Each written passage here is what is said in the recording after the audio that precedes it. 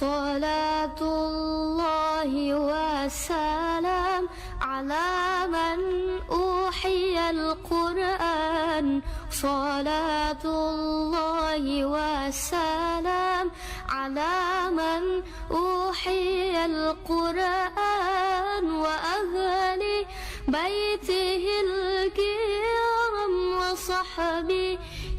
ذوي القرآن وأهل بيته الكرام وصحبه ذوي القرآن يا طيبة يا طيبة يا دوا العيان شكناني والهوى نادانا والهوى نادانا